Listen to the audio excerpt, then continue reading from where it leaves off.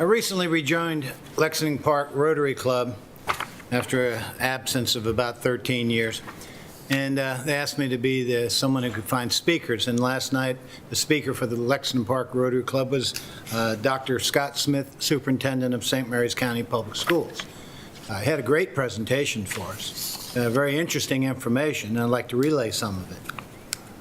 Kids have started back into school. He said yesterday, the 8th, had about a couple hundred show up with their special programs, Compass and one other. And next 2 weeks will be another group going in, and by March 1st, they'll all be going in. And that's great news. Lord knows kids need to be back in school for more than just the instructional part. They need to be able to mix with their friends, and hopefully they can do all that safely. He also talked about the teachers who had been vaccinated and how that number was up in the upper 70% of teachers being vaccinated, and that, you know, there was some and other workers that work within the school system who are reluctant to get the vaccine, and that's understandable. But the good news is we're going back to school. Now, one question was asked, which I thought I would like to impart today, and they said, how are the students doing? How's the virtual learning working? And the response is about 40%. Now, I'm pretty sure I got this right, of the elementary level kids are below where they should be at this point in the year. And the point being is summer school is liable to be pretty crowded. He estimated up to 7,500 kids out of 18,000 kids going to school.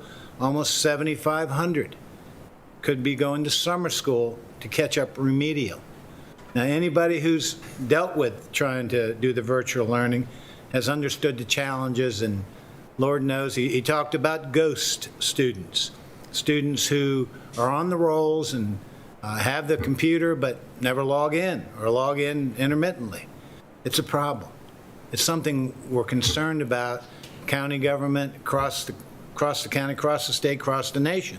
How are our kids doing keeping up with where they should be on the learning goals and the learning curves? So with that said, hopefully he did also say, good news, $3 million is coming from the federal government to help with this effort. Usually it's around 250,000. So school's in, buses are out there. Keep an eye out for the buses, and good luck, Dr. Smith and your teachers and all your crew, all your Board of Ed members, everybody who works in there, from the building service managers to all of them, getting this up and running, because Lord knows the kids need it. COVID. People reached out to me, and I've said it today with the Board of Health. Now, our health department's doing an excellent job. Dr. Brewster's doing an excellent job. Many people have talked about how seamless and easy the vaccination process is.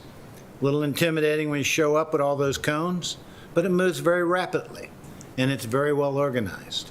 So whatever we can do to get more vaccines, obviously we want to do.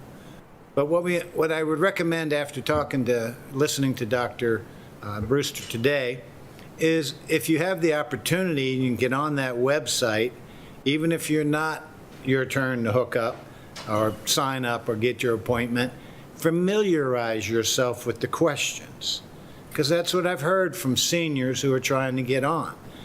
They don't know about their not their Social Security card, their Medicare card, or whatever card, health insurance card, and doesn't need to be there, but should it be there? There's a lot of questions. Key is to familiarize yourself with that site, so when it opens, you can be right on it and really, really on top of this game and get your vaccine. Lastly is the weather. Hey, they're talking about some really winter weather following into this week, into the weekend. Hopefully it's not going to be snow. I know Commissioner Morgan loves snow. I hate snow. But it's winter. Good news is winter's more than half over, and it won't be long for spring's here. So let's hope for spring. Thank you.